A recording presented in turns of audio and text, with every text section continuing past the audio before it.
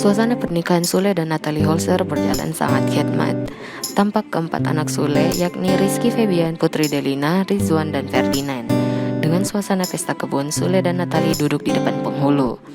Sule dengan setelan jasnya, sementara Natalie mengenakan gaun dengan jilbab di kepalanya, tampak serasi mengenakan pakaian nikah serba coklat.